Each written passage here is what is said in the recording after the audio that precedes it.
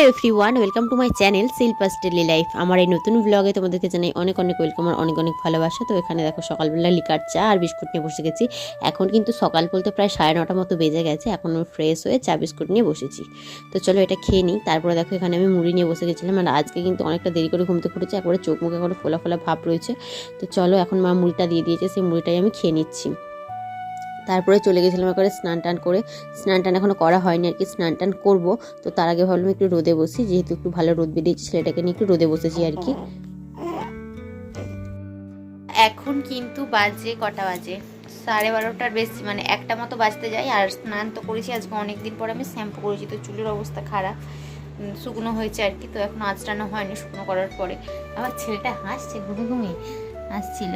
এই যে দেখো ও জেগে আছে, একটু একটু তাকিয়ে আছে। ওই জন্য রাই বলে কি যে ও ইচ্ছে করে ঘুমোচ্ছে, বাট ও জেগে আছে, এরকম একটা বলে যে ভাই মিথ্যে কথা দিয়ে ঘুমোচ্ছে। কি গো কি গো। ওর বাবার সাথে ভিডিও কলে কথা বলে প্রচুর, তো সেই কারণে ক্যামেরাটা ওর সামনে তো অন করতেই হয়, তো সেই কারণে অন করা আর কি। ক্যামেরাতেও দেখেই থাকে, দেখবে না এরকমটা তো না। চলো এখন বসে থাকি আর ওকে একটু ফ্রেশ করাবো। আজকে স্নান করাবো না, বাট ওর জামা কাপড়টা চেঞ্জ করাবো। রোদে ছিল যখন, রোদেতে তেল টেল মাখিয়ে দিয়েছি, বাট জামা কাপড়টা চেঞ্জ করানো হয়নি। হাওয়াতে, মানে রোদের মধ্যে তো হাওয়া চলে, তখন ওর খুব কষ্ট হয়, মানে সর্দি সর্দি হয়ে যায় বা কান্নাকাটি করে। আর এইদিকে দেখো যেহেতু হিটারটা চলছে, রুম হিটারটা, তো সেই কারণে এখন করালে ও কাঁদবে না, তো এখনই করাবো। আজকে দেখো মা কী রান্না করেছে। এখানে কিন্তু রান্না করা হয়েছে বাঁধাকপির তরকারি আর সমস্ত রকম সবজি দিয়ে মাছের ঝোল।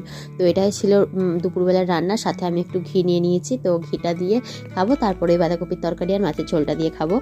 তো এখন তো শীতকালের বেলা, এর কাঁথা কাপড় কাচতে কাচতে অনেকটা লেট হয়ে যায়, তারপরেও মা রান্না করে। তো সেই কারণে আর কি খুব বেশি কিছু রান্না করতে পারে না প্রত্যেকদিন। এক একদিন সময় হয় অনেক বেশি রান্না করে, আবার এক একদিন কম সময় হয়, যেরকম সময় হয় সেরকম আর কি রান্না করে। আবার বোনও রান্না করে, এই হচ্ছে ব্যাপার আমাদের। দেখো সন্ধ্যাবেলা বোন আর একটু ফুচকা বানিয়েছিল, বাড়িতেই ভেজেছিল। তো সেই ফুচকাটাই আমাকে দিয়েছে, আমাকে ঝুড়ি ভাজা দিয়ে দিয়েছে, দিয়ে বলছে টক জল দিয়ে তুই খাবি না। তো টক জল দিয়ে আমি খাবো না, এই যে সস নিয়ে নিয়েছি আমার পছন্দের সস, সেই সসটা দিয়েই খেলাম। আর মা গিয়েছিল আজকে সন্ধ্যাবেলা বাজারে, সেখান থেকে পকোড়া নিয়ে এসেছে, 3 ভাই বোনের জন্য 2 পিস করে নিয়ে এসেছে, বাট আমি 2 পিস আর খাইনি, 1 পিসই খেয়েছি। তো তারপরে ভাবলাম বড় জামা কাপড়গুলো আয়রন করা নেই, তাহলে ওর জামা কাপড়গুলো একটু আয়রন করে রেখে দিই, কারণ কেউ বাড়ি আসবে। তো সেই কারণে দেখো জামা কাপড়গুলো আয়রন করতে বসে গেছি। সেই 1 মাস পর জামা কাপড় আয়রন করছি, সেই যে